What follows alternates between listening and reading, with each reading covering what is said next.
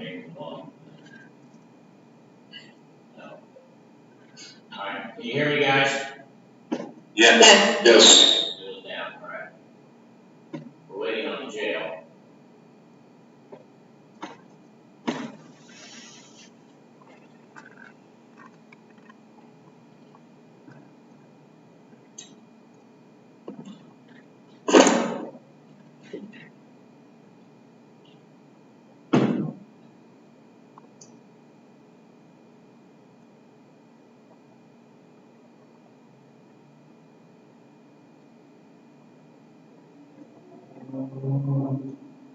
Mr. Argila, can you text Mr. Fulton and ask him if there was any substance abuse assessment done on Mr. Hertzman? I'll find out, Judge.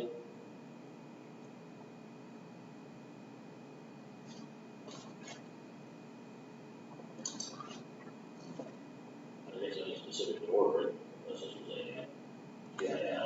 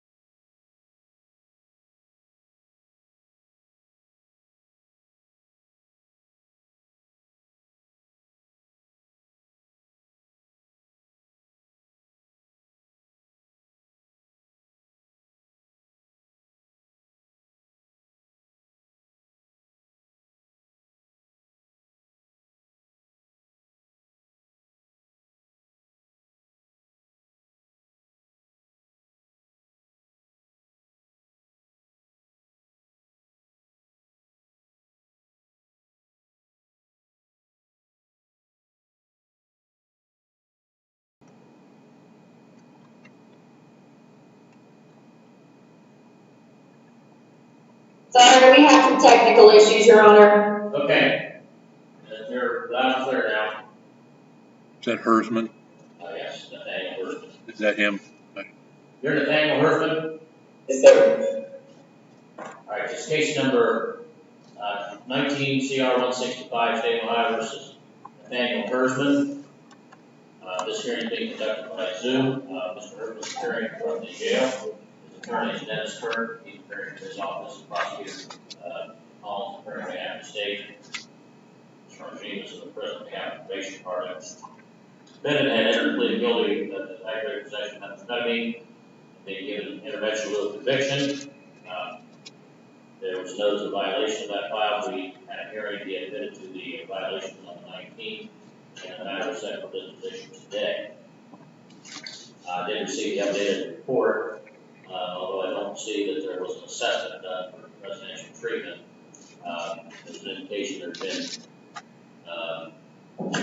some attempt for the defendant to contact Sean Lee mental health.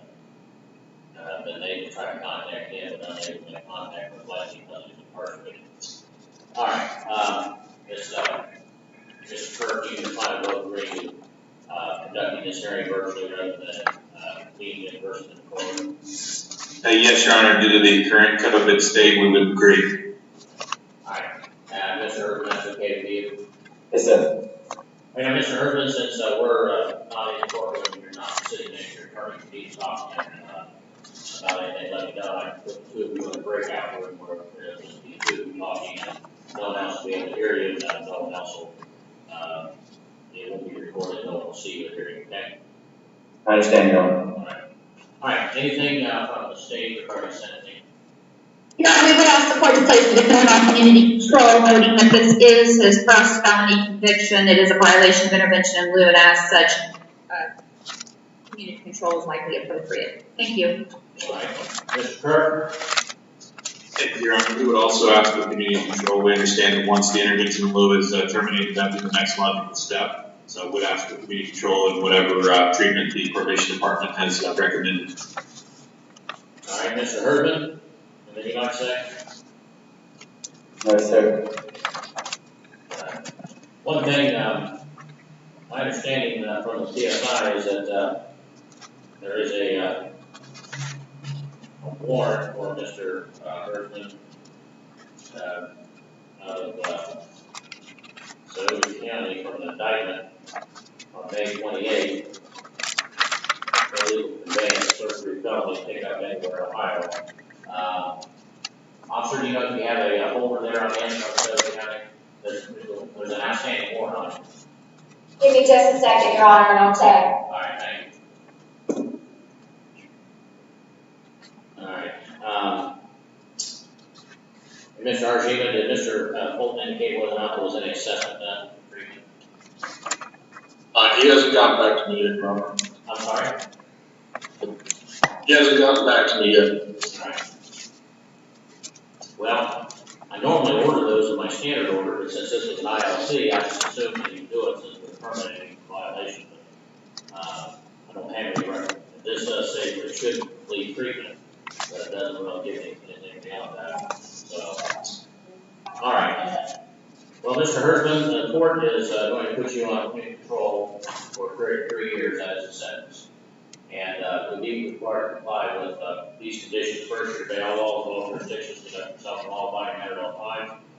Report when and as directed. Be truthful in all statements you make to the probation department. Keep them informed of your residence place and appointment at all times. You can't change either without prior permission. You may not leave the state of Ohio at any time without prior permission. Enter upon the grounds of any correctional facility, or may communicate with or attempt to communicate with anyone in the inmate in the facility without prior permission. You may not purchase, possess, own, use, or have under your control any kind of arm, ammunition, dangerous orders, weapon of any other type. And because this is a drug conviction, the disability on firearms and ammunition, dangerous orders, that continues even after you complete the sentence. And if you do any of those things, you could be subject to being prosecuted under federal and state law. Now, you're not permitted to purchase, possess, use, have under your control any kind of controlled substance, whether it be CBD oil, creative, or any variant, or analogs of any controlled substance that's similar to those. And you're not permitted to have any device or instrument thing that can be used to prepare the administration unless you have a lawful prescription for both. You must provide that within 24 hours of receipt if you do have a prescription. You must submit to drug testing when and as directed. Possess, use, have under control any kind of alcoholic beverage normally present places of the soul being consumed if it's otherwise lawful. Not to associate with anyone who's a co-defendant in this case or any other person as a criminal record, member of the gang, or a criminal group, or any person who has past, could in the future influence you to commit a criminal offense or violate these conditions. That applies to any family members that fall within that definition unless you were living with them immediately before the commission of the offense. After the date of this order, you may not enter into a common law marriage type relationship with another person without written permission. You must report and shall report any contact law enforcement or any arrest, citation, conviction, or other charge violating the law, not later than the next business day after that occurs. Must provide your supervising officer a financial information record so your ability to pay fees and costs will be reviewed. If you're referred for evaluation or assessment, which you will be, or any treatment, therapy, counseling, training, programming, you're submit to that. And if the programming is indicated, you're assessed to complete that. I know that's going to happen because you've got a drug problem and it should have already happened. And you didn't follow through on that before we got put to bed. So that's going to happen. You're paid court costs and payment arrangements. You have to successfully complete a treatment plan for substance use disorder. I'm going to guess it's going to be residential, but you know, if they say IOP, I mean, potential outpatient, I'll leave that up to the assessment. And you complete any aftercare.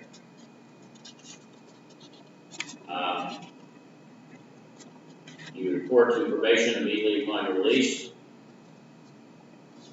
And Deputy, did you find out if there's a holder on him? Yes, Your Honor, he does have a holder out of Sauter County. Okay. Well, he's going to be released today on this charge, and then go with that. And once your dad's done there, Mr. Bergman, you're to report to probation. Yes, sir. On your release. Because unless they put you, hopefully they'll put you in a treatment program if you end up getting convicted. If not, you know, we're going to do that. But if you get out of jail down there and you don't contact them, and you find out that you're out, you're going to have a warrant, they'll let you know, I'll issue a warrant for you. That'll be a violation. You need to be in touch with them as soon as you hit the street. Yes, sir. What you need to be is in a treatment program. And again, I'm thinking it should be residential, since you didn't make it on I want residential. But you know, again, that's up to the treatment professionals.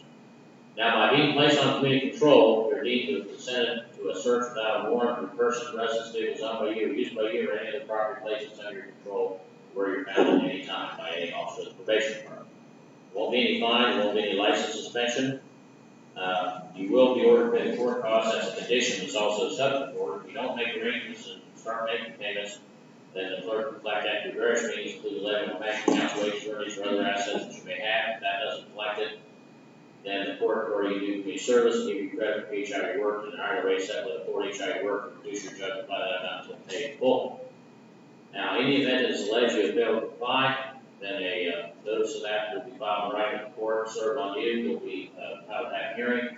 The outcome of that hearing is that you have failed to comply, and at that time, the court will revoke your community control and sentence you to 12 months in prison, fine you $2,500. If that happens, once you complete the prison term imposed by the court, the adult parole authority has the option, once you finish that sentence, to put you under post-release control supervision for up to 3 months, or 3 years. And if they do that, and they determine that you have failed to comply, they can return you to prison, make you serve an additional period of up to half of the prison term that was ordered to be served for one or more violations. But if you commit a felony, then in addition to whatever sentence the judge in the new case to impose, that judge is also authorized to sentence you for violating, committing that violation while under post-release control. In this case, no additional period of 1 year, whatever time that on a 3 years of post-release control, whichever is greater. If that occurs, that will have to be served consecutively to the sentence in the new case.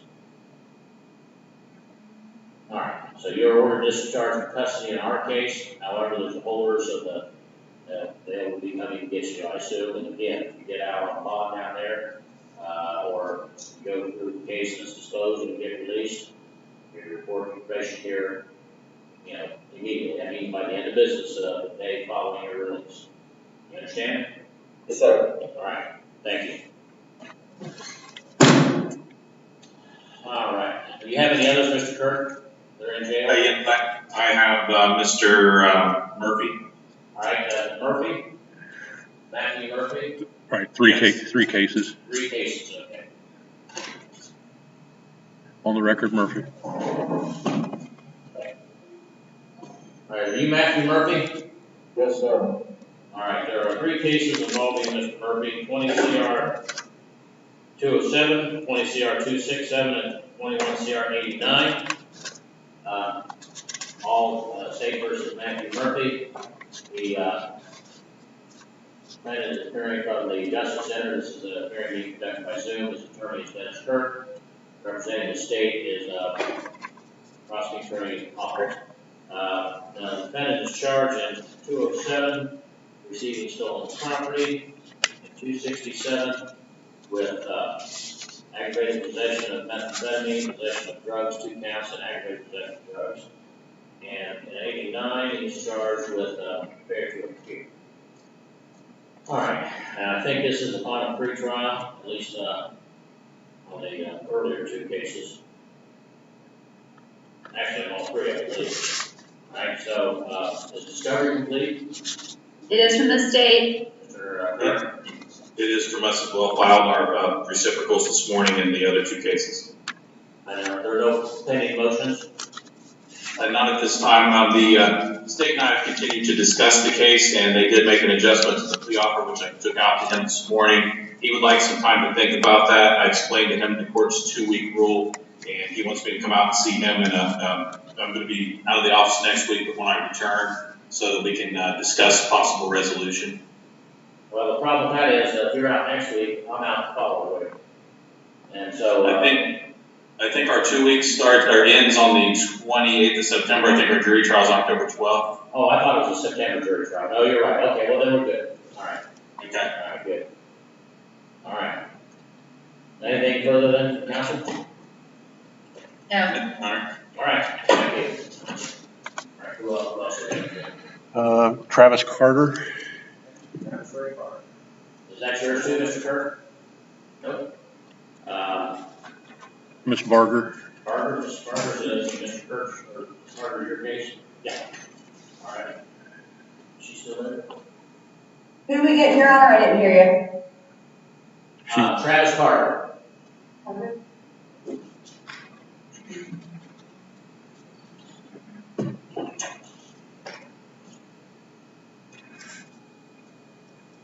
All right, are you Travis Carter appearing from the jail? Yes, Your Honor. All right, this is case number 21CR077. State of Ohio versus Travis Ray Carter. This hearing is being conducted by Zoom, virtually. He is appearing from the jail. His attorney is Sarah Barber. She's appearing by Zoom, and also representing the state is Commissioner Collins. Ms. Barber, you and your client both consenting to this matter being heard virtually rather than in person. Yes, Your Honor. You're all right with that, Mr. Carter? You're okay with that, Mr. Carter? Yes, Your Honor. Okay. Now, Mr. Carter, since we're not in the courtroom and where you can be sitting next to your attorney, if you have any questions you want to ask her or anything you need to talk with her about at any time during the hearing, just let me know. And then I can put the two of you into what's called a breakout room where you and she can talk privately. No one else will be able to see you or hear you, and it won't record your conversation, okay? All right, thank you. Now, Mr. Carter is charged with aggravated possession of methamphetamine, a 5th-degree felony. He is set for trial. Let's see here. He was arraigned. They were the two cases. Mr. King advised one had been dismissed. Oh, okay, yeah, the other one had been dismissed. That's true. Okay. All right. And so this one is set for trial September 23rd. Okay. And this as I said, is aggravated possession of that. All right, Mr. Carter, I've been presented with a plea of guilty form, which indicates that you're going to withdraw your not guilty plea, plead guilty to the charge. Now, this is a 3-page document that the prosecutor's office prepares, and on page 3 there are signature lines, and I'll hold this up to the camera and ask you if you can identify and recognize your signature there on the on that page right below the sentence that says I enter this plea voluntarily.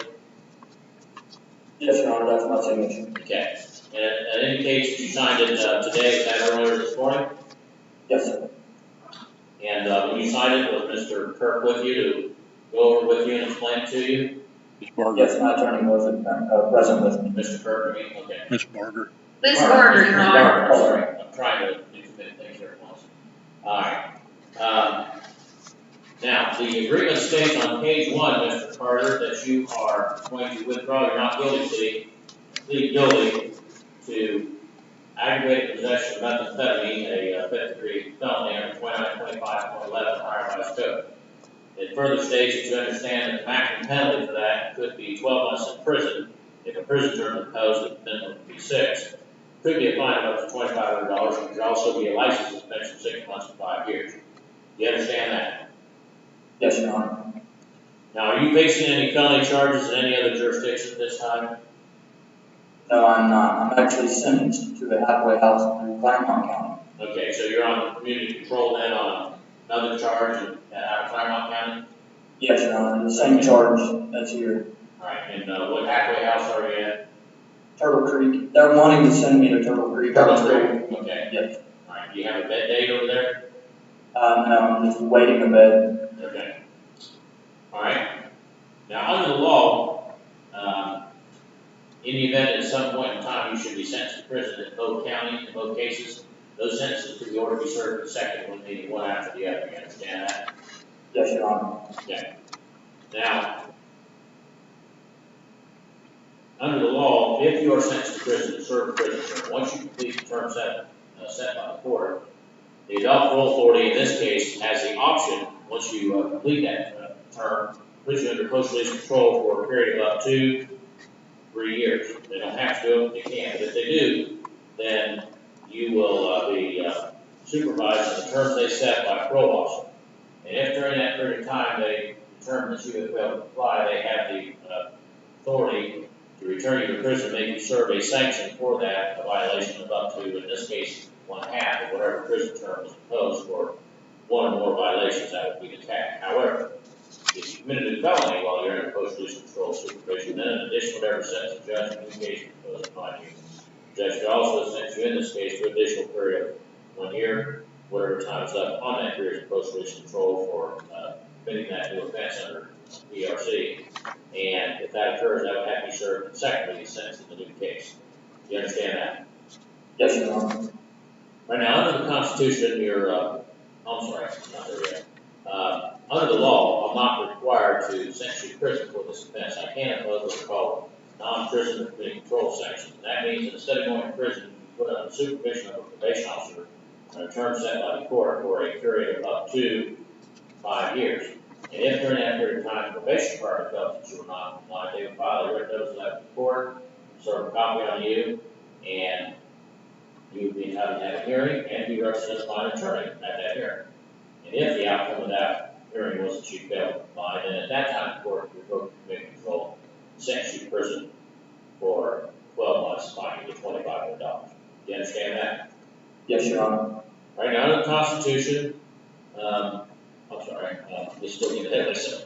The charge in this case reads that on or about October 27, 2020 in Hyman County, Ohio, you did knowingly obtain, possess, or use a Schedule 2 controlled substance with methamphetamine. So that's the charge, 5th-degree felony, the penalties I've described. And you understand what it is you've been charged with, what the state says you did, when, where, and how they alleged that you did that? Yes, I do, Your Honor. Have you discussed the nature of the charge, the evidence of the case, the possible legal issues of the case, the possible defenses you try to raise in trial, and possible outcomes of the trial with your attorney? Yes, I have. And are you satisfied with her advice and confidence in this matter? Yes, Your Honor, I am. Are you under the influence of any types of drugs or alcohol at this time? No, sir, I'm not. Are you taking any prescription drugs? I take Seroquel and Venlafaxine. That's just for my ADHD, so. Alright, it's not interfering with your ability to understand what's going on or to communicate? No, Your Honor. Has any threat been made to get you to plead guilty today? No, they have not. Now, on page 2, there are a couple of lines that are printed in bold and underlined, and it says, the defendant shall enter a plea of guilty to the indictment, state defense jointly recommend community control, and defendant be referred to drug court. Is that your understanding of the agreement?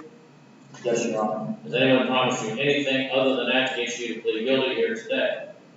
No, they have not. Now, under the law, the matter of sentencing is up to the judge, not to the parties. So even though there's a recommendation that you be given community control with the drug court, I'm not required to follow either of those recommendations. So if you plead guilty, I could decide that you should be sentenced to prison for 12 months, fine $2,500, and your license suspended for 5 years. Do you understand that?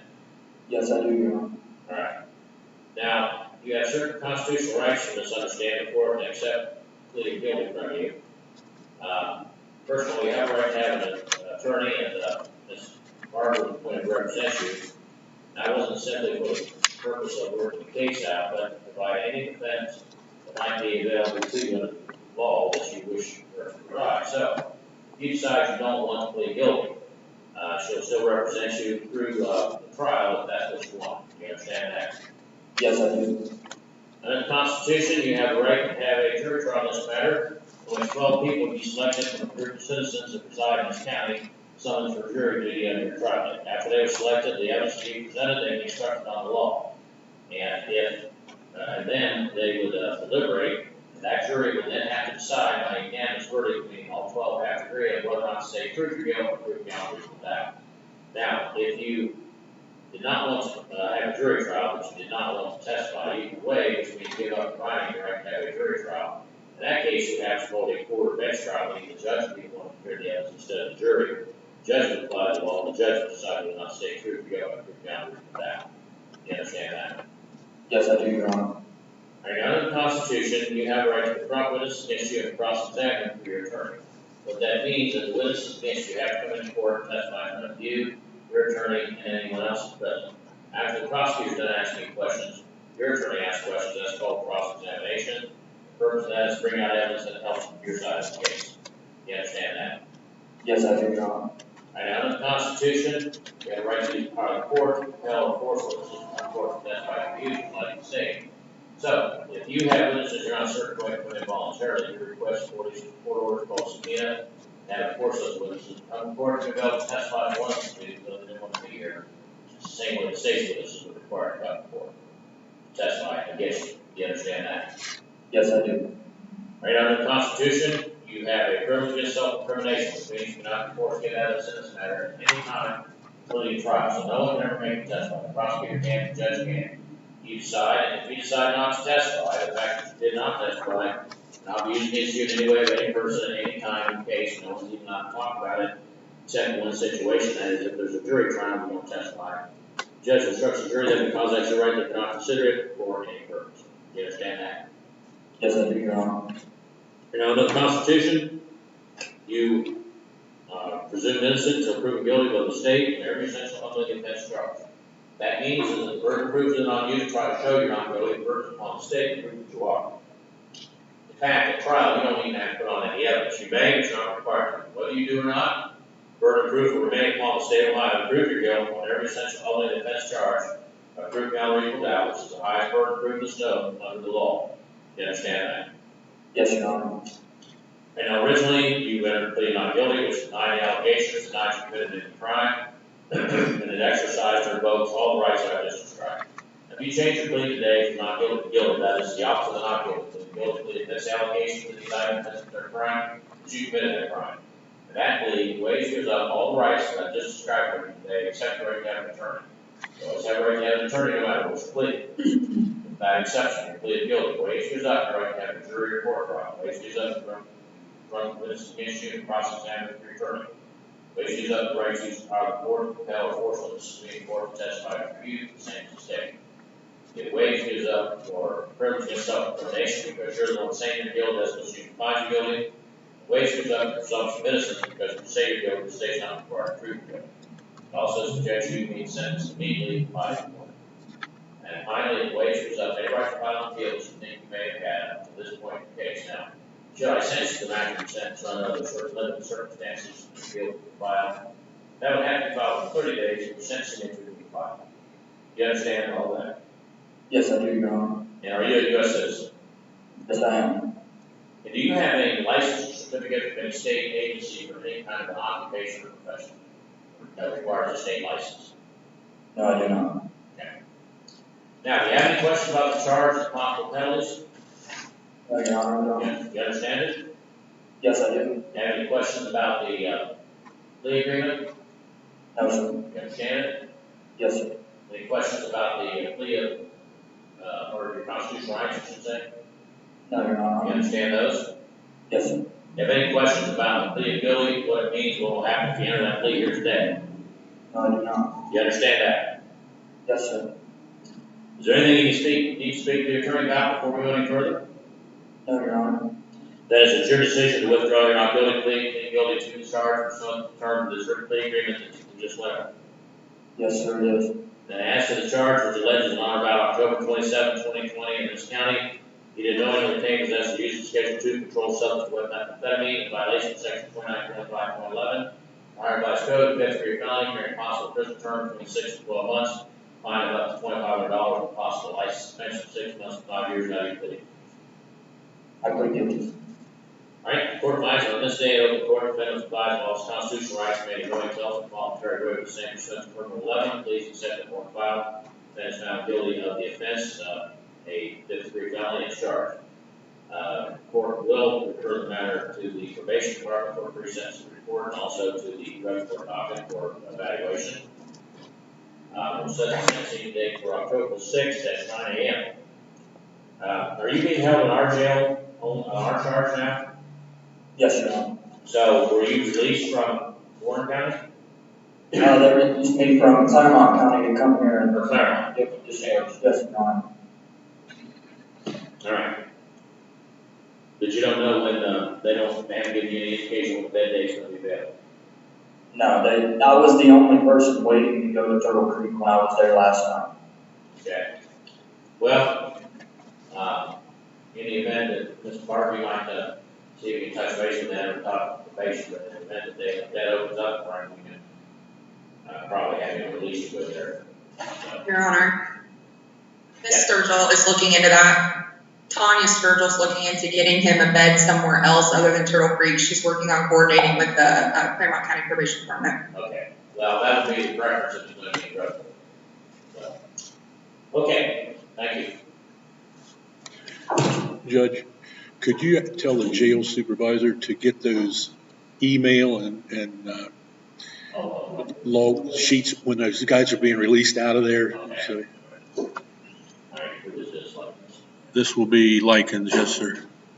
Deputy, Mel just reminded me, if any of those people are released, would you make sure you get an email and a cell phone number for them if they have one of those sheets we have so we can communicate with them and set up Zoom hearings if that's what we'll do. So, Absolutely. all right, appreciate it. Most of the sentences will probably be correct, be in person, but we'll see. On the record, Likens. Case number 21CR125, State of Ohio versus James R. Likens. And are you James R. Likens appearing from the jail? Yes, sir. All right, Mr. Likens is represented by Patrick Hafner, and the state is represented by Prosecutor Collins. The hearing is being conducted remotely by Zoom. Ms. Hafner, Jr., applied both agree to have this hearing by Zoom rather than in person. Yes, Your Honor. All right. This is a pretrial, and the defendant is charged with one count of aggravated possession of a third-degree felony. And I think this is first pretrial, and I think we have a trial date in October, if I'm not mistaken. Although I can't seem to find it at the moment. So discovery complete. This is the state. I haven't done my compliance yet, but I will get that done. Okay. Well, you have until the final pretrial. I see the final pretrial is the 6th, and the trial date is October 25th. And do you anticipate any pretrial motions? Not this time, Your Honor, but I would reserve that to the final pretrial. All right, well, you have to the final pretrial then. And has there been a written plea offer provided? There has been, I'll be out to see Mr. Likens tomorrow morning and pass it on to him then. All right. All right, anything else that we need to discuss at this time? No, Your Honor. All right. Then our next hearing will be on the 6th of October. All right, thank you. Thank you. All right.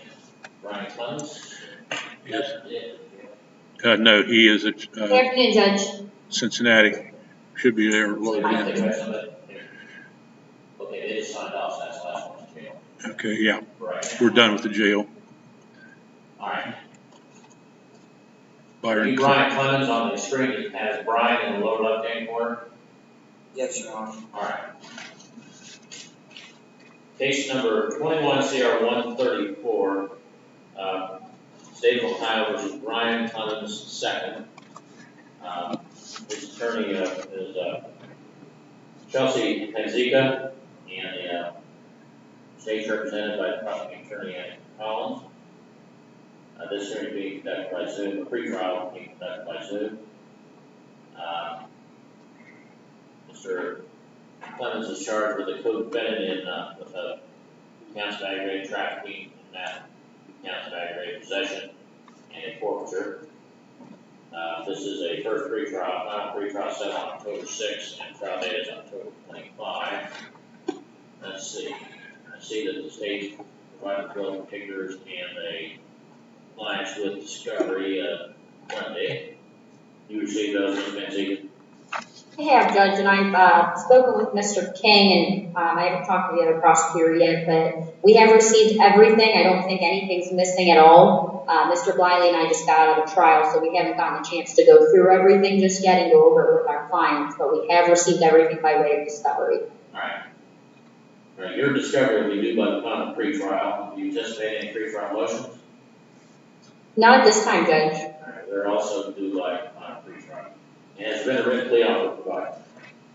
There has. Okay, you're fine aware of that, Ms. Manzi? Yes, Judge, and I believe that expires at the final pretrial as well. Okay.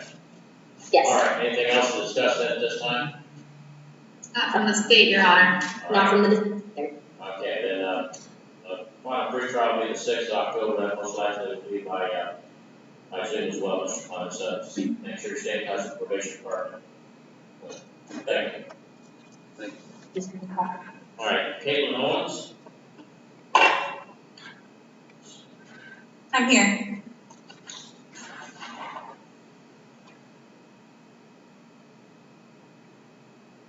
Judge Adam Wiley for Caitlin Owens. All right, case number 21 CR 135, State of Ohio versus Caitlin R. Owens. And you are Caitlin Owens on the screen there. Yes, Your Honor. All right. This is a hearing being conducted by Zoom, and the defense attorney, Mr. Bliley? Well, you got it, sir. Okay, Mr. Bliley. And also the prosecutor, Collins, is appearing on behalf of the state. The defendant is charged along with Mr. Clemens with 2 counts of aggravated traffic methamphetamine, 2 counts of aggravated possession, and forfeiture. This is the first pretrial, final pretrial set on the 6th of October, and the trial date, I believe, is October 25. I see that the state did provide discovery. Did you get that, Mr. Bliley? We can have discoveries all complete on the state side, Your Honor. It looks like you also got a bill of particulars. We got everything. All right, do you, your discovery will be due by the final pretrial then? Do you anticipate any pretrial motions? No, sir. Okay, well, if you do have any, they're due by final pretrial as well. And Yes, sir. has been a written plea offer received, There has been, sir. and you're fine aware of it? Yes, sir. All right. All right, any other matters that need to be discussed at this point? No, there's been open communication with us in the state. Everything's very good, Judge. Okay. All right, thank you. Thank you, sir. All right. We're done till 2 o'clock docket, sir. 1 and 2. I know counsel was here for one case, but he had to go over and discuss the, Costa, Mr. Crowley, yes, sir. things that is, he representing Costa. Yes, Okay. he's supposed So we to, have more Zoom hearings this afternoon or all? 3 o'clock, 1 at 3. we have one at 3. Okay. 1 and 3 is that?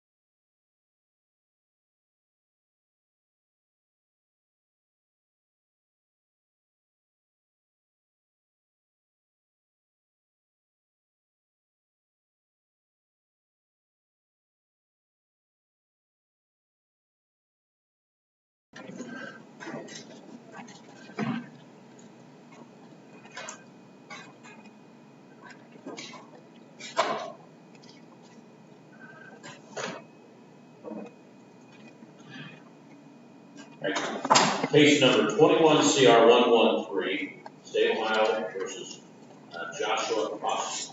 Present for the states of prosecuting Attorney Collins, Assistant Prosecutor King, present for the defendant, Attorney Krause. And you are Joshua Massa? Yes, sir. All right, the defendant is charged in an 8-count indictment with 4 counts of aggravated vehicular assault and 4 counts of OPI under 451119. This matter is set for a pre-trial today. The record should reflect that this is a case that was indictment in a previous case, 1 CR 152, that was merged. All the proceedings that were merged with this because the files were small. Okay, now, I've been presented with a plea of guilty form, which indicates that you're going to withdraw your not guilty plea, plead guilty to counts 1 and 3, a lesser offense of attempted aggravated vehicular assault.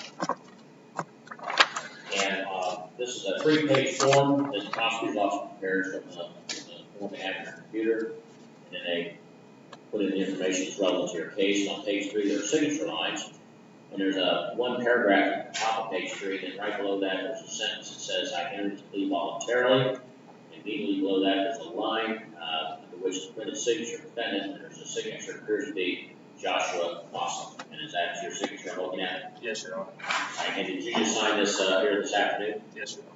All right, did you go over this with Mr. Krause before you signed it? Yes, Your Honor. And did he answer all the questions, explain everything to Yes, sir. to you satisfactorily? Right? Do you feel that you had enough time to fully consider the matter before making this decision? Yes, Your Honor. And this is something you and your attorney have been talking about before today? Yes, Your Honor. So you don't feel surprised about what's happening here this afternoon? No, Your Honor. When you came here today, this is what you expect to happen? Yes, Your Honor. All right. And are you entering into the agreement to plead guilty voluntarily? Yes, Your Honor. I got the agreement states on page 1 that you're going to withdraw your not guilty plea, plead guilty to counts 1 and 3. Currently, those are aggravated vehicular assault under 290308A1A, which are third-degree felonies. The agreement says you're going to plead guilty to attempted aggravated vehicular assault under 2923.02 as well as that charge. And what that means is that under the law, an attempt is a lesser offense to a crime in most cases. And so by amending this to be attempted as opposed to the actual offense, it basically says that you engage in conduct which is successful or resulted in the offense. And that reduces that crime by 1 degree. And so therefore, as I said right now, those 2 charges are third-degree felonies, which would be 1 to 5 years. And by the amendment, or the reduction, I should say, to the lesser offense of attempted aggravated vehicular assault, 4th-degree felonies carry a maximum prison term between 6 and 18 months and a fine $5,000. And there's also a license suspension and is anybody know what that is? It's on the plea.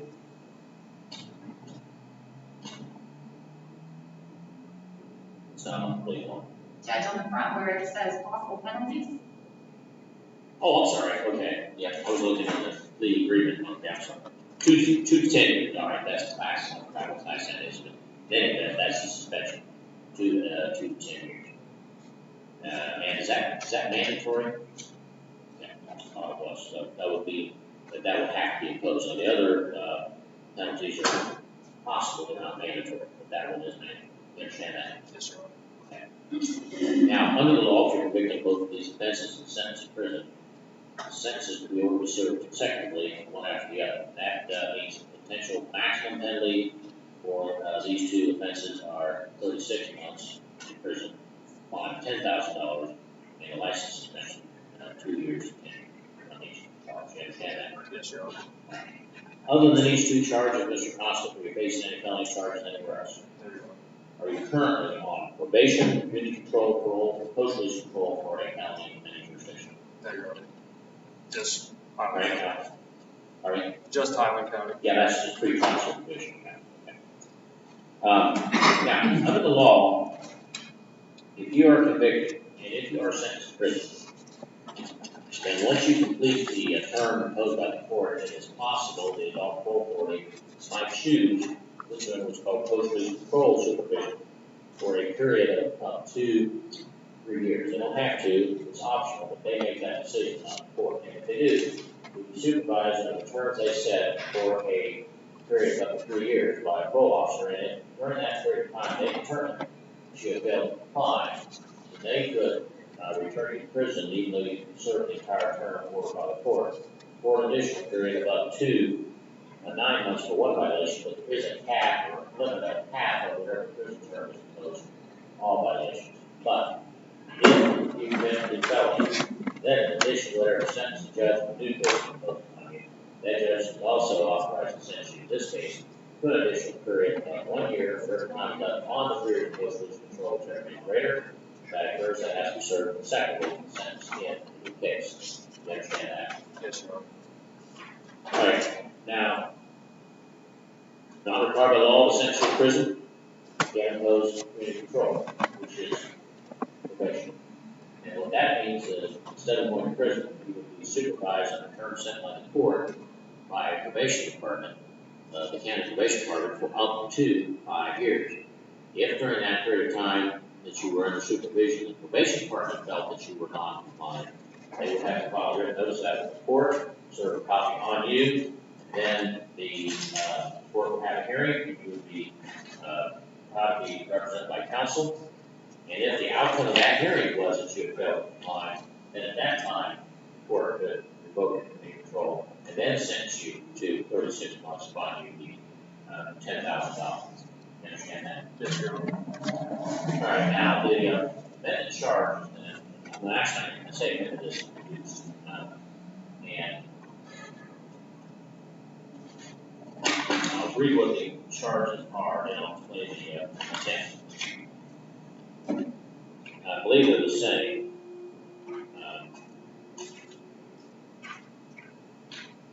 But different victims, is that correct? Yes, Your Honor. Yeah, okay. So, the allegation reads in count 1. On or about February 29, 2020, in this county, you did while operating or participating in the operation of motor vehicle, motorcycle, snowmobile, locomotive, watercraft, or aircraft, with a Toyota. Cause serious physical harm to Amelia Treadway as approximately result of committing violation of Division A of Section 4511.19 of the Iron Class Code, or the substantially equivalent municipal offense, violation of Section 2903.08A1A. And 4511.19 is the OPI section. I'm sure your attorneys explain that to you, but I have to make sure I explain it as well on the record. Now, the amendment or the reduction in intent would mean that it would read at the beginning, after the date in the county, and say that you engaged in conduct, either knowingly or purposely, which if successful, would have resulted or constituted the offense. And then the rest of the offense follows. And that's what makes it a fourth degree felony. And then count 3 is the same, except a different person instead of Ms. Treadway is in Anna Charwood. I think, I don't know if that's right, but Charwood glad was passed. You understand that? Yes, Your Honor. Now, Mr. Constant, do you understand what it is you're accused of in each of those 2 counts, what the state said you did, when or how they alleged that you did it? Yes, Your Honor.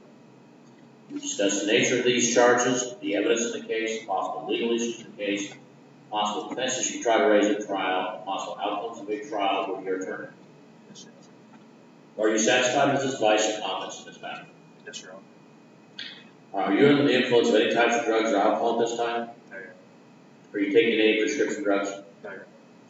Have any threats been made to get you to plead guilty here today? No, Your Honor. Now, on page 2, and a little over halfway down the page are 2 plus lines printed in bold and underlined, and then added to that has been some ink written to make it a total of 3 lines. So let me read that to you as follows. Finish shall enter plea guilty to count 1 and count 3 as amended. State will dismiss count 2 and count 4. State defense will argue sentence. Defense shall make full restitution at Charlevoix in the amount of $5,183.62. Is that your understanding of the agreement? Yes, Your Honor. Now, actually, would the count 5 or 8 also be dismissed? All counts would be dismissed. It just says counts 2 and 4. Yeah, Okay, I think this must have been under the old plea agreement. right. Under the old case, all right. So, if this is right, Mr. Krause, I'll add 2 and count 4 and 8. Yes, Your Honor. Thank you. All right, so I'll underline that in there, putting my initials next to it for the record, so somebody tries to read it, can't be able to find it out from the record. All right. Now, other than that, has anyone promised you anything to get you plea guilty here today? No, Your Honor. And has the state consulted with the 2 victims about this disposition? Yes, Your Honor, They're aware of this proceeding? yes, And they're not present? that's correct. Okay. And now, so no one has promised you anything other than that gets you plea guilty. No, Your Honor. You're not been promised that if you plead guilty, you're going to get a certain sentence. No, Your Honor. All right. Do you understand that there's a possibility of a prison term if you plead guilty? Yes, Your Honor. And as far as restitution, Mr. Krause, you're stipulating to that, not requiring hearing. Yes, Your Honor. The state provided us proof of documentation of that, and we stipulate the amount. All right, thank you. Now, Mr. Costa, do you hold any license or certificate from any state agency or any occupation profession that requires state licensing or certification? No, Your Honor. All right, now you have certain rights you need to understand before I accept your plea of guilty, but before I get to those, I'll inform you that you're aware you have right to have counsel to employ Mr. Costa or Mr. Krause to represent you. Now, in the event that you could not afford to continue to pay him for his representation, then under the law, the court would appoint an attorney for you at no cost because of your inability to pay. And so the reason I say that is just to make sure, as to this question, that is, you're not entering with a brief plea guilty because you're worried you're not going to be able to pay Mr. Krause and then you go to trial. That's not a concern, is it? No, Your Honor. Okay, that's what I'm trying to get to. All right, thank you. Now, under the law of the Constitution, you have a right to jury trial on these charges, which means that a jury of 12 persons would be selected from a group of citizens who live in this county, summoned for jury to be on your trial day. After the 12 are selected, the evidence will be presented, they then be instructed on the law, and then they will decide on a unanimous verdict, meaning all 12 have to agree on whether the state approved the charge or charges against you.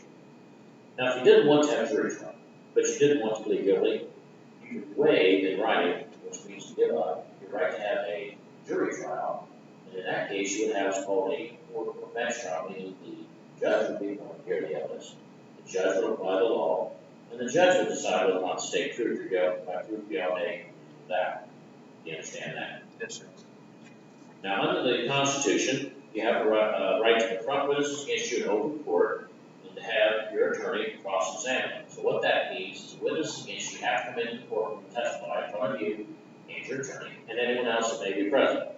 After the prosecutor is done asking questions, your attorney asks questions. That's called cross-examination. And the purpose of that is to bring out evidence that helps your side of the case. Do you understand that? Yes, sir. Now, under the Constitution, you have a right to use the power of this court to compel or force witnesses to come into court to testify for you, just like the state. So, if you have witnesses that you're not certain are going to come in voluntarily, at your request, the court would issue a court order called a subpoena. And of course, those persons that are named in the subpoena to come to court to testify if you want them to, though they don't want to be here, which is the same way the state's witnesses are forced to come into court. You understand that? Yes, sir. Under the Constitution, you have a privilege against self-incrimination in this case. And what that means is that you are not required and cannot be compelled or to testify against yourself at any time in these proceedings. No one can ever make you testify. The prosecutor cannot make you testify. The judge can't make you testify. You make that decision. And if you decide not to testify, the fact that you did not testify cannot be used against you in any way by any person at any time, And no one's even allowed to comment about it except in one situation, which is if there's a jury trial and you do not testify, the judge instructs the jury that because that is your right, they cannot consider it for any purpose. You understand that? Yes, sir. Under the Constitution, you're presumed innocent until proven guilty by the state of Ohio on every essential element of the offense charge. So what that means is that the burden of proof is on you to prove that you're not guilty of these charges. The burden is upon the state to prove that you are. In fact, at trial, you don't have to present any evidence in your defense. You may, but you're not required to. Whether you do or not, the state of Ohio will have the burden of proving your guilt of every essential element of each of the offenses by proof beyond a reasonable doubt, which is the highest burden of proof that's known under the law. You understand that? Yes, sir. Right now, originally you entered a plea of not guilty to this charge. Not guilty plea denied the allegations, denied that you committed a crime, and then exercised or invoked all the rights that were described. Now, if you change your plea from not guilty to guilty to the reduced charges in counts 1 and 3 of 10, that is the opposite of not guilty. That plea admits the allegations in the reduced charge, admits that they're a crime, and that you committed those crimes. And that plea waives up all the rights that I just described. So you set your right to have an attorney. Because you always have a right to have an attorney, no matter what you plea. Without exception, your plea of guilty waives up your right to a jury or a court trial. It waives up your right to confront witness against you in open court and your attorney cross-examine. Waives up your right to use the power of court to compel or force witnesses in court to testify or accused, like the state. Waives up your privilege of self-determination because you're saying you're guilty, and that's what you find. And waives up your presumption of innocence because if you say you're guilty, then the state doesn't have to prove you're guilty. It also subjects you to being sentenced immediately by the court. I thought that was the right thing to do today.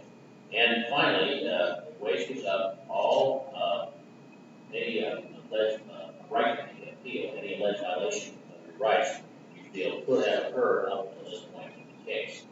Now, if I should sentence you the maximum sentence or another limited circumstances, you can file an appeal. That would have to be filed in 30 days for your sentencing entry being filed. Do you understand all of that? Yes, sir. And are you a U.S. citizen? What was that? Are you a U.S. citizen? Yes, sir. And again, you're entering into this plea agreement voluntarily. Yes, sir. Now, do you have any questions about the charge as reduced, attempted, aggravated takeover assault? No, Your Honor. You understand? Yes. Any questions about the, No, Your Honor. you understand? Yes, sir. Do you have any questions about the constitutional rights of the plaintiff? You understand? Yes, sir. Do you have any questions about the plea of guilty? What it means and what will happen if you go that here today? You understand? Is there anything you'd like to speak to Mr. Krause about before we go any further? No, Your Honor. It is your decision to withdraw your not guilty plea, and plead guilty to the reduced charges in counts 1 and 3 of attempt to commit aggravated vehicular assault, as we just gone over in this plea agreement. Yes, sir. Right, then as to the charge in count 1, which as reduced would mean that we agreed that on or about February 29, 2020, Miami County, Ohio, you did engage in conduct which, if successful, purposely and or willingly engaged in conduct which, if successful, would have constituted or resulted in the offense alleged in count 1 of while operating or participating in an operation of a vehicle, motorcycle, snowmobile, locomotive, watercraft, or aircraft with Toyota, cause serious physical harm to Amelia Treadway as a proximate result of committing a violation of Division A of Section 4511.19 of the Revised Code, or a substantially equivalent municipal ordinance violation of Section 23.02A, I believe, and 2903.08A1, a fourth-degree felony of attempted aggravated vehicular assault, bearing possible prison term between 6 and 18 months and a fine of $2,500 and mandatory license suspension of 2 years and 10 years. How do you plead? Guilty, Your Honor. Then as count 3, which reads the same, except instead of Amelia Treadway, the person injured would be Etta Charlebois, Charlesbois. The but then otherwise it's the same offense, the same penalties. How do you think? Okay, you can see.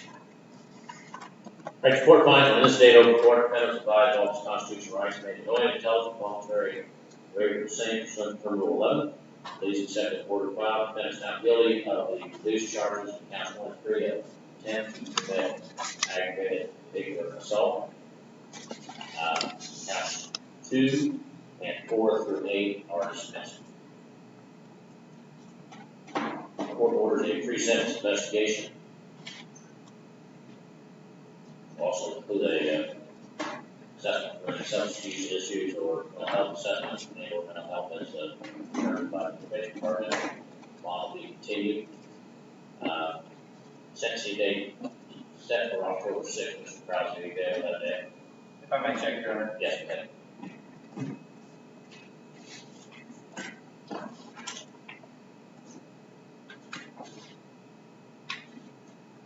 Your Honor, I have a trial in Adams County that week.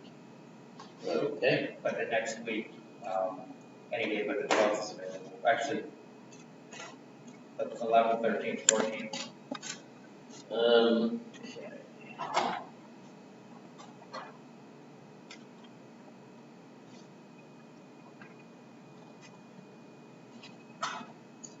You say the 11th is Monday and then the next left, that is a Monday. The Monday, Wednesday, Thursday. Yeah, so it has to be the 12th, the 13th, the 14th.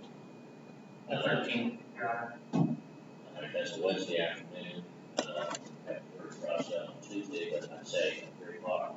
Is that right? Yes, sir. Alright. I don't think, passenger trials do, we should have time to work it in at that time. Alright, so Mr.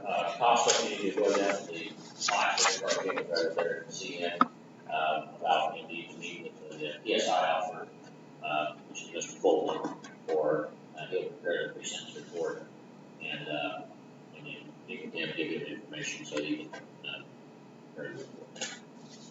So you'll get an assignment notice from the mail here before you leave, and then soon start making.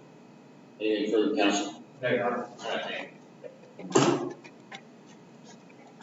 Let's see. Gentleman in an orange t-shirt, what's your name? Eric Rarica? I'm sorry? Eric Rarica? Alright, is your term this with? Yes. Know where she's at? You take care of all her name, but She's right outside. have a seat there, Mr. Farragut. I'm sorry. Rarica, there. How do you pronounce Rarica? Rarica? Rarica. Okay, Rarica. Have a seat up there. Get your turn in here.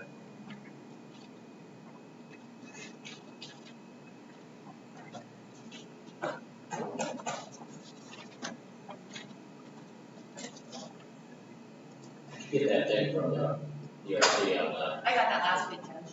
Okay, yeah, I haven't had a chance to look at that. That's, I think what it is that, we didn't even think about it when we did it, but the crimes that he committed are before Reagan Tokes took effect. right. So I don't think we need to do anything. Like, they just said, Reagan Tokes doesn't apply. Okay. Okay. All right, I didn't have a chance to do anything on that. I'd like to go here.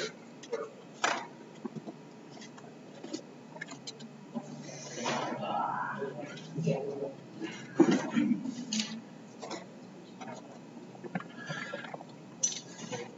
Okay.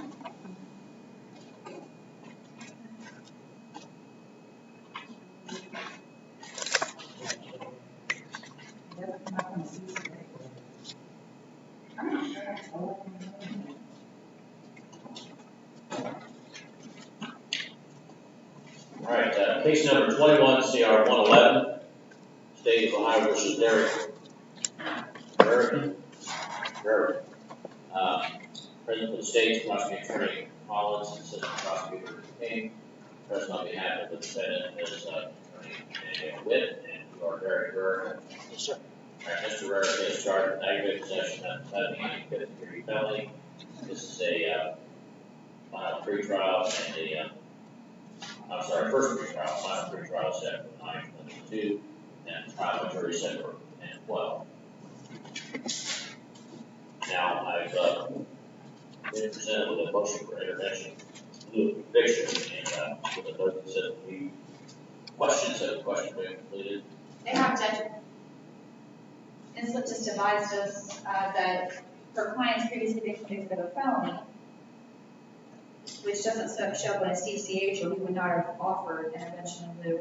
But I was thinking that the law changed to allow that. He was convicted, I think, 21 years ago, she said, in California.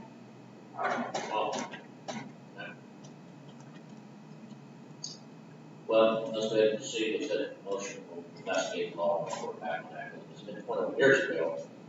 He was eligible, depending on the report back, certainly considered. But assuming it's not disabling provision.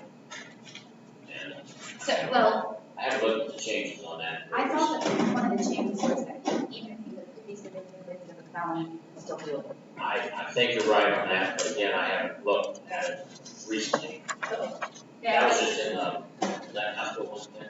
I don't think so. The one before that? One before that. Yeah, they made some changes. The one where they did the changes on the ceiling and the Yes. funding and all that, yeah. All right, so Mr. Rarica, what is proposed here? And again, I appreciate your honesty and telling your attorney and her, bringing that up, because that didn't show up in CCH. It may have one in the probation grant, because they have access to different databases before. But in any event, under the law, there is a provision that if drug substance use disorder is a cause or mental health is a cause of criminal offense, if you plead guilty, rather than find you guilty, the court can give you an opportunity to be in a program to treat those issues, and if successful, the case gets dismissed, even though you plead guilty. So that's what this is about. So it requires that they answer certain questions. And I know two of these marked out because you have to have an intervention plan. If you don't have it, you have to go find out if you're eligible. And then secondly, you haven't been assessed yet by a provider, at least. I'm in FRS. Pardon me? I'm in FRS. Okay, well, that's good. I mean, you haven't been assessed for court purposes. Okay. So, that means you need to, because all these other answers are correct. Okay. Well, then the court will order that the matter be referred to probation department for a pre-sentence report, or a pre-hearing report, I should say. And then you'll also have to provide a piece of information to the probation department so they can get the information from FRS, provide, see what the diagnosis was, make sure it didn't actually was required by law, and that you're in an appropriate plan. And what we'll do is we'll set this for hearing. Let's see. I think did I say we have an October trial date? Yeah, October 12th. So let's see if we can set this for hearing, say, we'll have to vacate the trial date. Because we're going to have that about 30 days, and then it'll be decided at the time. So we'll go ahead and set this for a hearing on October 21st at 1 o'clock. And so you need to see this Argina, and you'll need to make notes how you get in touch with Mr. Bolton and ask him to do your report and then in terms of getting information from IRS, make sure that you're aligned with your program. So just need to do that, and then you should be. You said Mr. Arizona? Mr. Right Arizona? here, offer. Yeah, he won't write the report. He's supervising right now. He'll tell you who to call and where to do it. So. All right, so you won't have to be here on the trial date, but maybe the sign doesn't fail for the 21st. So just make sure you see Mr. Archie with the probation department. That's right. Okay. Thank you.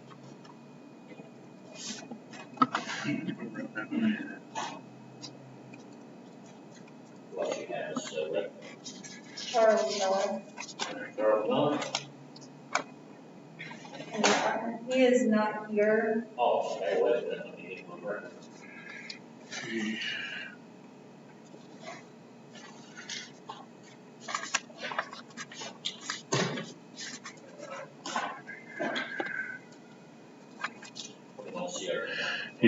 I was just looking at the time, he's a 2:15 hearing. So.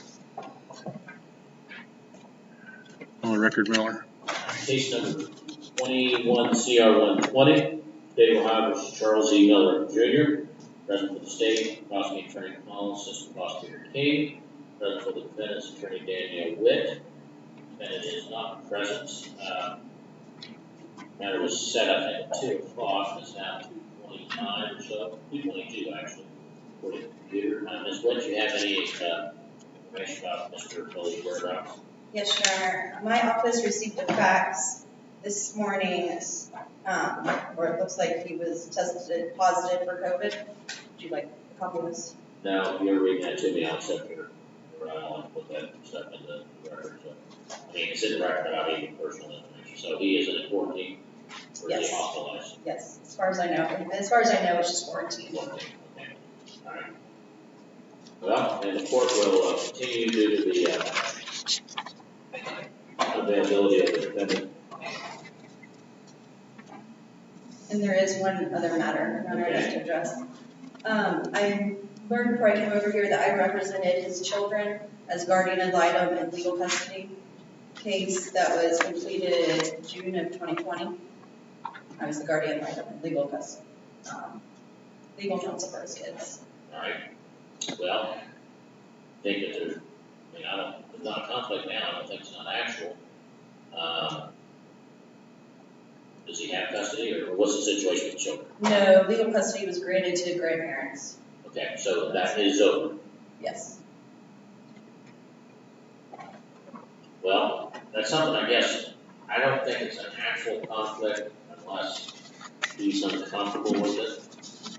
So maybe you can correspond with him, first, obviously, and see what his feelings are. If he feels that he'd like to have another attorney, that would be fine. Yeah, then I would go ahead and have you withdraw and get somebody else. Okay, I'll discuss that with him. Okay. And I want to set this for hearing today's the first, I think our next one is September 22nd. And we'll do that by Zoom. And hopefully he doesn't have a long recovery, let's say, extenuating circumstances like that. But, all right, is that it? Thank you. I have, yeah, all for him. Okay. All right.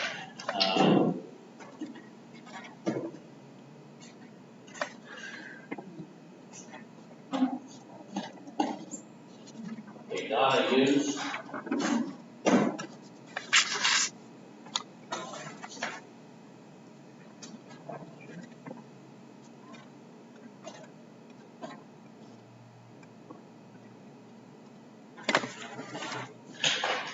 Hey, Coach. Okay.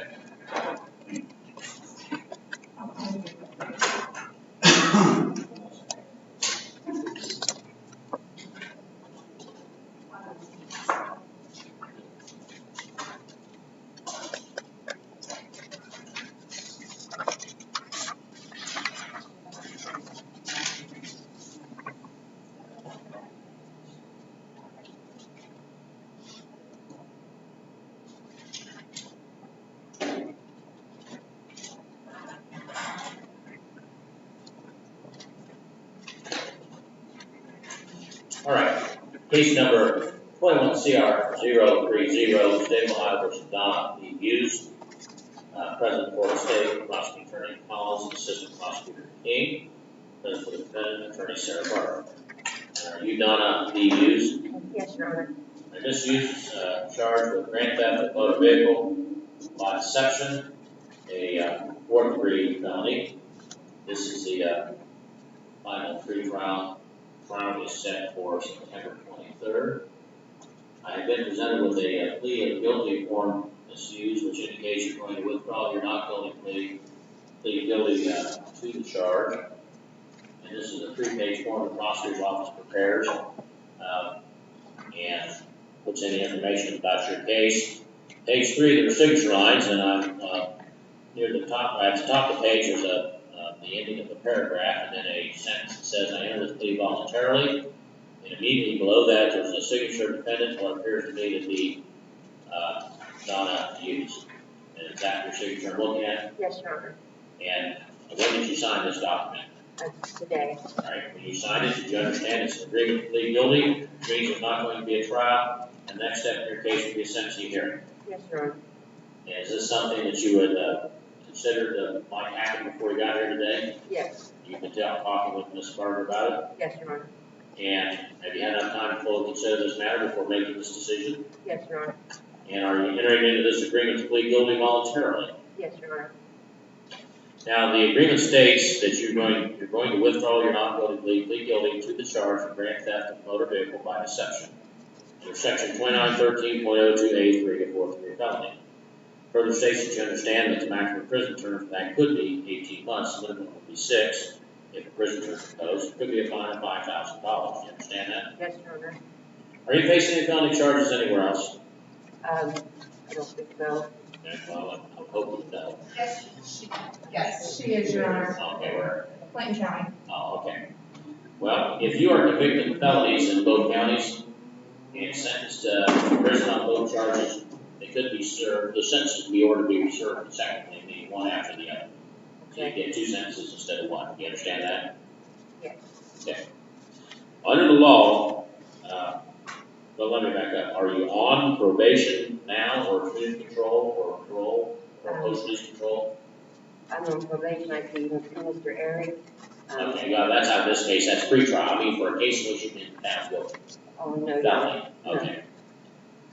Now, under the law, if you are convicted and sentenced to prison, once you complete the prison term imposed by the court, the adult parole authority has the right, if they choose to use it, it's optional, to put you under what's called post-release control for a period of up to 3 years under the terms they set. And if they find or determine that you have failed to comply with those terms, then they can return you to prison, even though you serve the entire term set by the court, for an additional period of up to 9 months for 1 or more violations, although there's a cap of half or whatever prison term could be imposed for all violations. So in that case, that would be the maximum, because the maximum penalty is 18 months and half that's not.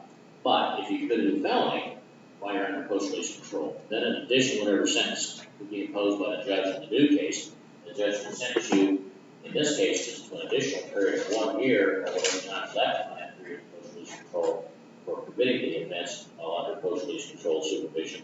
If that occurred, that would have to be served consecutively, meeting after the other. Do you understand that? Yes, Your Honor. Right? Now, I'm not required by law to sentence you to prison for this offense. I can impose community control or probation. And so instead of going to prison, you can be put under supervision of a probation officer as a term set by the court. And if during that period of time that you're under supervision, the probation department felt you were not compliant, they would file a written notice of that with the court and serve a copy on you. And then you would have a hearing and be entitled to have an attorney at that hearing to represent you. And if the outcome of the hearing was that you failed to comply, then at that time the court would revoke the community control and then sentence you to prison for 18 months and fine you $5,000. Do you understand that? Yes, Your Honor. Right now, Ms. Hughes, the charge alleges that on or about December 8, 2020 in this county, you did with purpose to deprive Westview Motors, the owner of the property, not only obtain or exert control over the property, to win a 2003 GMC Yukon, which property being a motor vehicle is defined in ORC 4501.01 by deception. Violation section 2913.02A3 of the Higher Revised Code. So that is the charge of grand theft of motor vehicle by deception, 4th degree felony. Now, do you understand what it is you're charged with, what the state said you did, when, where, and how they allege you did it? Yes, Your Honor. You discussed the charge with your attorney, the possible defense you try to raise at trial, the possible legal issues, the evidence of defense, and possible outcomes of the trial with your attorney, with her. Yes, Your Honor. And are you satisfied with her advice and confidence? Yes, Your Honor. Are you under the influence of any types of drugs or alcohol at this time? That is my prescription. And what prescriptions are you on? I'm on Suboxone and Readerel. All right, I know what that is. Either of those medications interfere with your ability to understand what's going on and to tell your what's going on with you. No, sir. All right. Now, have any expressed demand to get you to plead guilty here today? No, Your Honor. On page 2, there are 2.5 lines printed in bold and underlined and read as follows. defendant shall enter plead guilty to the indictment. State defense jointly recommend community control and agree to make restitution to Western Motors the amount of $2,965. Was that your understanding of the agreement? Yes, Your Honor. Anyone promised you anything else other than that to get you to plead guilty here today? No, sir. Under the law, Ms. Hughes, the matter of sentence is up to the judge, not to the parties. So even though there's an agreement that you should get a control, once I've heard all the information, I could decide that that's not the appropriate sentence and instead give you a prison term. Do you understand that? Yes. Okay. And there's an agreement on the amount of restitution. There's no dispute on that, Mr. Carter? No. Okay. All right, now, Ms. Hughes, do you hold any license or certificate from any state board or commission for any occupation or profession? I'm an SDNA. Okay. Well, under the law, we'll have to send, the clerk will have to send a copy of the conviction to the, I guess that's the medical board, or whatever board it is that issues those, so that they're aware of the conviction, because conviction of a felony might be grounds for some sort of discipline, suspension, or revocation. Not that the court wants that, but that's what we're required to do. So that could be a consequence of the conviction. You understand that? Yes, sir. Okay. Now, under the Constitution, you have certain rights you need to understand before you accept a guilty plea. First, you do have right to counsel. Ms. Carter was appointed to represent you by the court. Now, her appointment wasn't simply to work the case out, but to provide whatever defense may be available to you under the law that you would provide. So, if you decide that you do not want to plead guilty, you will still be represented by counsel, and she'll defend you through the trial if that's what you want. You understand that? Yes, sir. Right now, under the Constitution as used, you have a right to have a jury trial in this matter, in which 12 people would be selected from a group of citizens that are summoned for jury duty on your trial day. Once they are selected, there'll be 12. The evidence will be presented, and then they will be instructed on the law by the judge. Then that jury of 12, after agreeing on a unanimous verdict, means they were all after agreeing on 12 on whether the state proved your guilt. Now, if you decided you didn't want to have a jury trial, but you didn't want to plead guilty, you can waive the writing, which means to give up the right to have a jury trial. In that case, you would have to hold a court trial, which means that instead of a jury hearing the evidence, the judge would hear the evidence. The judge would apply the law, and the judge would decide whether or not the state proved your guilt by proving beyond reasonable doubt. You understand that? Yes, sir. All right, now under the Constitution, you have a right to confront witnesses against you in open court and to cross-examine them through your attorney. That means that the witnesses have to come into court, testify in front of you and your attorney, and anyone else may be present. After the prosecutor's done asking questions, your attorney asks questions. That's called cross-examination. The purpose of that is to bring out evidence which helps your side of the case. You understand that? Yes, sir. Under the Constitution, you have a right to use the power of the court to compel or force witnesses to come to court and testify for you, just like the state. So, if you have witnesses that you're not certain are going to come in voluntarily, it's your request to court issue a court order is called subpoena. That forces those witnesses to come to court and be able to testify if they want to, even though they don't want to be here, which is the same way the state's witnesses are required to come to court. You understand that? Yes, sir.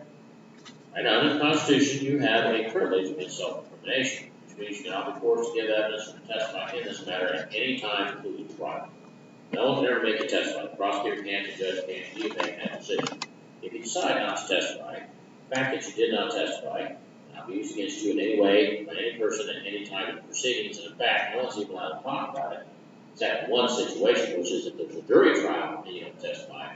The judge instructs the jury that because that is your right, they cannot consider it for any purpose. Do you understand that? Yes, sir. Right now, under the Constitution, you have a privilege against self-incrimination, which means that you cannot be forced to give evidence.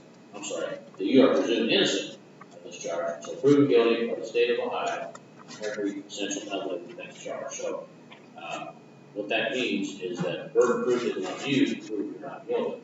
The burden is on the state to prove that you are. And in fact, at trial, you don't have to know any evidence at all. You may, but you're not required to. Whether you do or not, the burden of proof will remain upon the state of Ohio to prove your guilt on every essential element of the defense charge and prove beyond a reasonable doubt, which is the highest burden of proof that is known under the law. You understand that? Yes, sir. All right, now, originally you entered the not guilty. Guilty plea to deny the allegations of the indictment, and I committed committing a crime, did exercise or revoke all rights and distract for you here this afternoon.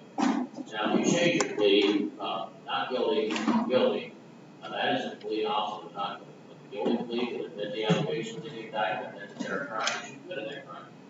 And that plea would waive give up all the rights of this distract except your right to an attorney. You always have a right to have an attorney no matter what you plead, with that exception. Plead guilty waives gives up the right to a jury or court trial, waives gives up the right to confront witnesses and cross-examine your attorney. Waives gives up your right to use the power of the court to compel or force witnesses to be in court to testify for you, just like the state. Waives gives up your privilege against self-incrimination, because if you say you're guilty, that's what she finds guilty. And waives gives up your presumption of innocence, because if you say you're guilty, the state doesn't have to prove guilty. Subjection being sentenced immediately by the court. And finally, it waives gives up any right to file an appeal, which you think you could have had up to this point in the case. Now, if I sentence you to the maximum sentence under certain circumstances, you file an appeal, it would have to be filed within 30 days of your sentence entry being filed. You understand all of that? Yes, sir. And are you a U.S. citizen?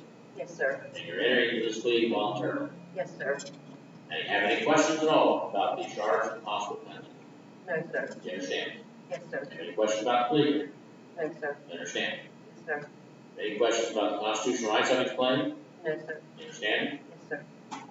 You have any questions about the plea of guilty, what it means, and what will happen if you enter that plea here today? No, sir. You understand? Yes, sir. Anything you need to speak with your attorney about before we go any further? No, sir. All right, then is it your decision to withdraw your not guilty plea, plead guilty to the charge in the indictment, or so to return to this plea hearing which just gone over? Yes, sir.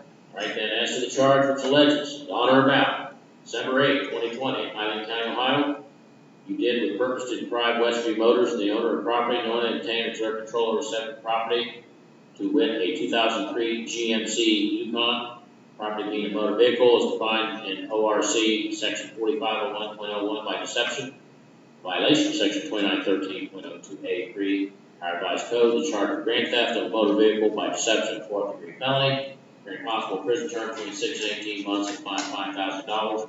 How do you plead? 50, sir. Thank you, proceed. All right, the court finds by this state open court defendants applies all the constitutional rights made no intelligent voluntary waiver of the same pursuant to Rule 11. Please accept the order filed. Defendants found guilty of the charge. As set forth in count 1. The matter is referred to the probation department for pre-sentence investigation, including assessment for substance use disorder treatment and/or mental health. Sentencing will be set for October 6 at 9 a.m. and bond will be continued. You will not need to be here on the 23rd of September now. Your trial date's off. Just around here, get an assignment notice from bail and see Mr. Archivo of their probation department so they can set up your appointment to see the pre-sentence officer. Okay? Thank you, sir. Thank you. Who else do you have, Barbara?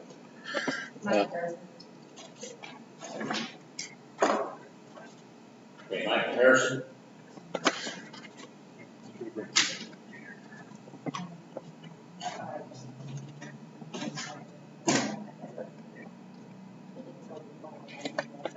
Yeah.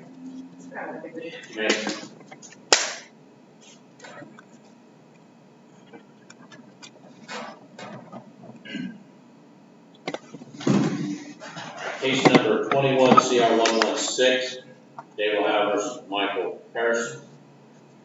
Present for the states, prosecuting attorney Collins, prosecutor King. Present for the defendants, attorney Sarah Barber. And are you Michael C. Harrison? Yes, sir. All right, Mr. Harrison is charged with one count of aggravated possession of methamphetamine, a 5th degree felony.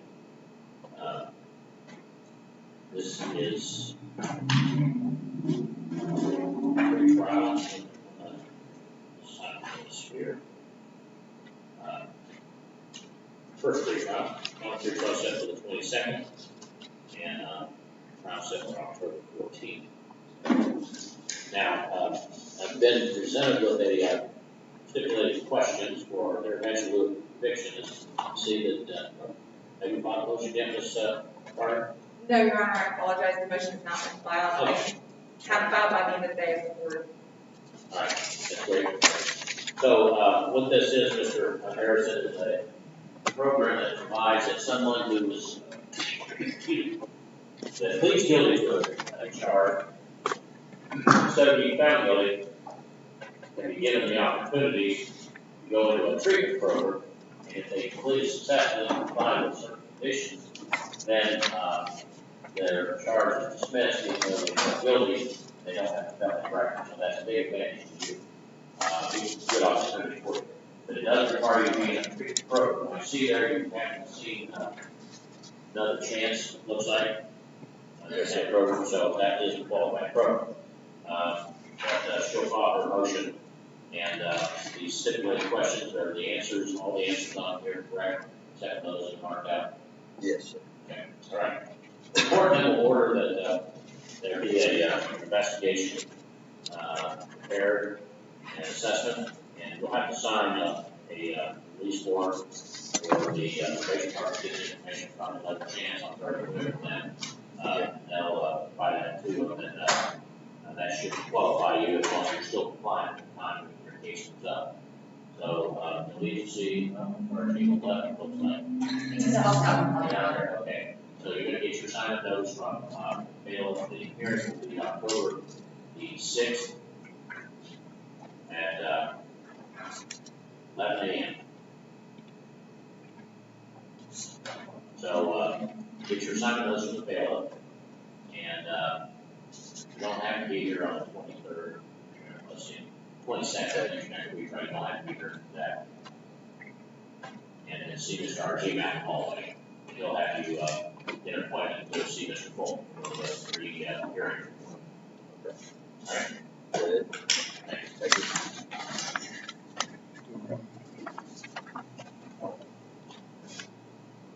All right, Lacey Hildebrand.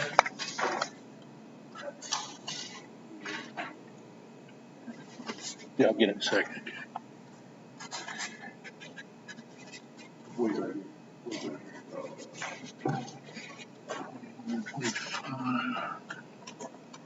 Okay, case. 1 second, please. Case number 21 CR 70, State of Ohio versus Lacey K. Hildebrand. Present for the state, Prosecutor Attorney Collins, Assistant Prosecutor King. Present for the defendant, Attorney Danielle Witt. And are you Lacey K. Hildebrand? Yes, sir. All right. Let's see here. We just had an evaluation of Hildebrand, and I think this was a scheduling order. Yeah, this is the final pre-trial. We have a trial set for the 23rd of September. So where do we stand on this case? Your Honor, if we could set a status conference for Friday even, so that Ms. Hildebrand has some more time to consider the offer. Okay. Well, right now I should be here. I may have got a potential family issue. I might go out of town, but right now I think it's going to be all right. So let's set this for 11 a.m. Is that all right? Friday? All right. Friday, that will be February the 3rd at 11 a.m. So, proceed back to then, State Prosecutor Attorney, and the bailiff will give you assignment. Friday, 3rd at 11 a.m. Friday the 3rd at 11. Thank you. Thank you. Jeremy Bender.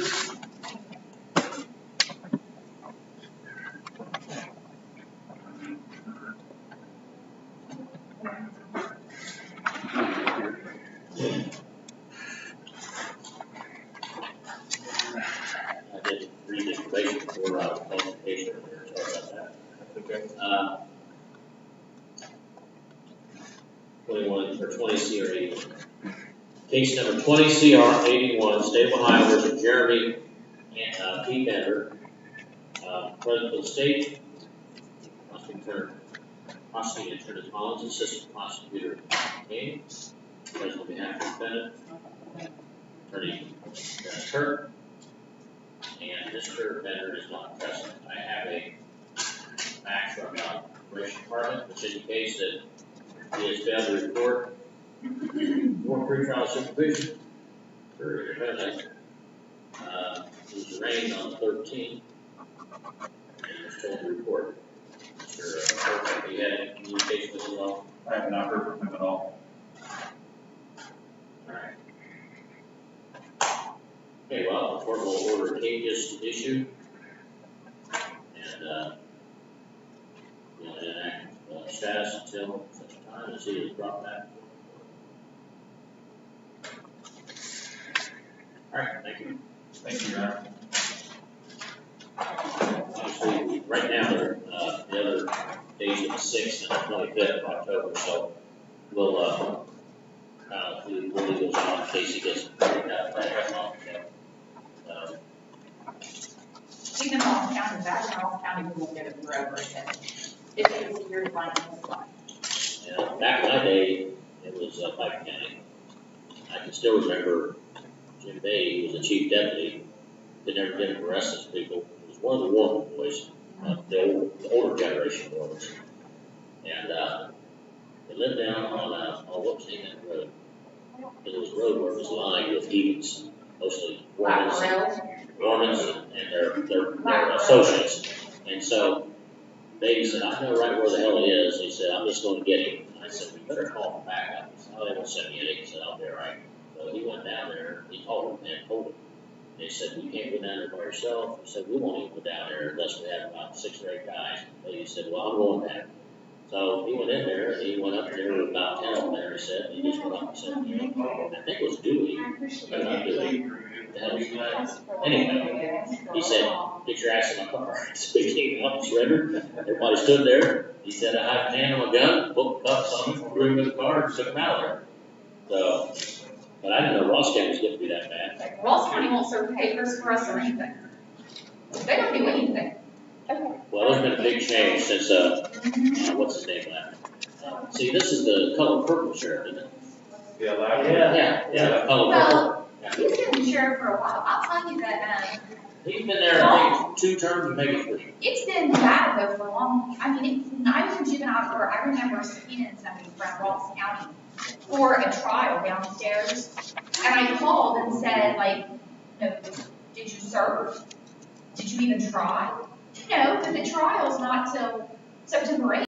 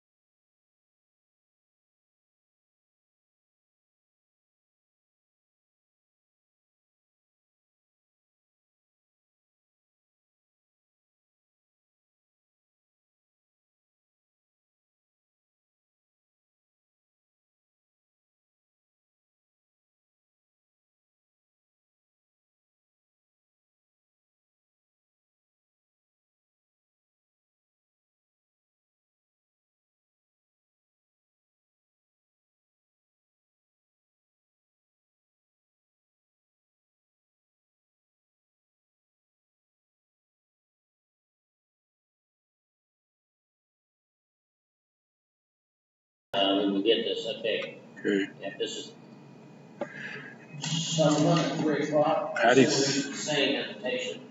Solar Zoom. Nothing used on the others.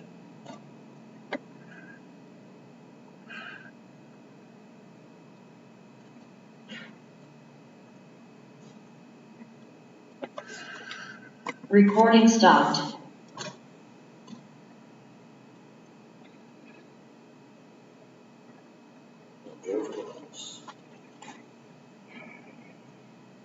Dallas.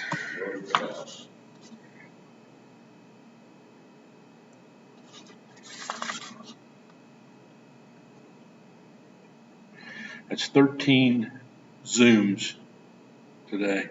Yeah. Well, with all what's going on right now, the schools and COVID, I've decided to try to do as much as possible for Zoom going on. That we see in the breaks.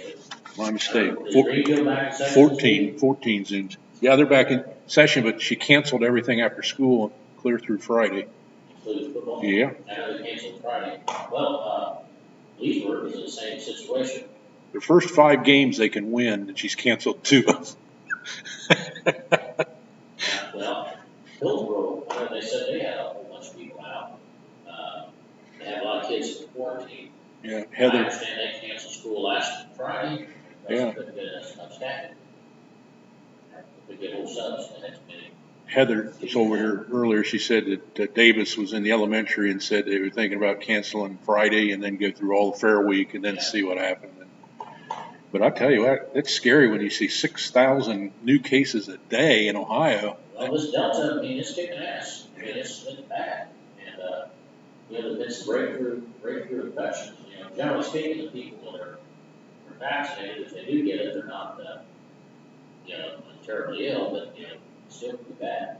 Yep. I just saw Kid Rock, had to cancel, tours that half of the band again had it, and he said they had been vaccinated. Again, don't know when.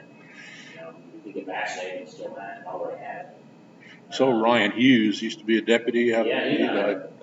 Yep. What's bad is all the kids. Yeah. You know, Well, they're not sure if they're getting COVID or rhinovirus. And well, in Leesburg, they said there was a large amount of rhinovirus plus some stomach. About half of them, there were like 80-some out. No, maybe it was over 100, but anyway, half of them were COVID. That were either had COVID or were under quarantine. well, the problem is those state indicators that the districts have to meet to get their brownie points has a 95% attendance for the year. You start having 2 or 3 days where you're at 87, 88, you can't overcome that. Oh, I know. Yeah, I know. That's why they're doing it. Yeah.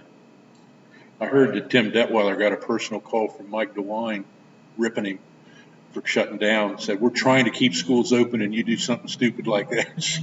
Well, it's happening all the same,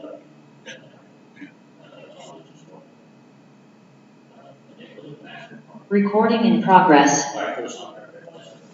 All right. Radio.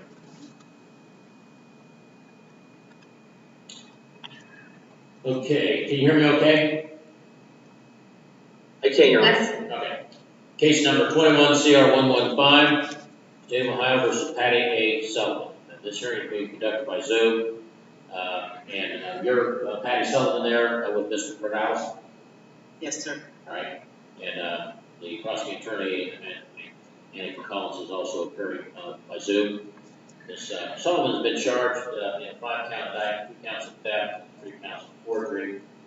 This is a first pretrial, and final jury trial is October 21. Trial date is November 8th. It looks like there's been discovery provided by the state back in July. Have you provided your discovery yet, Mr. Cordalis? Your Honor, there's none at this time of defense. Well, you'll have to file a compliance to have nothing, then you file that because the court requires that. And if you don't have any discovery, you do by the final pretrial. And do you anticipate any pretrial motions? Not at this time, Your Honor. Okay. Well, if you have any, those will be filed at a later final pretrial as well. And has there been a written plea offer received? Your Honor, there have. Oh, sorry. I apologize. You know, your client's were. Your Honor, she is aware of it, and I had indicated to the prosecutor that my client would be accepting that offer, and we're going to be setting up the diversion interview and moving forward with having her screened for diversion. All right, good. Well, as soon as you get that set up, and you would contact the court and get a time set up to do the plea and do that diversion agreement. All right, anything else? Your Honor, I don't believe so. Okay. All right, thank you. Thank you. Thank you, Your Honor.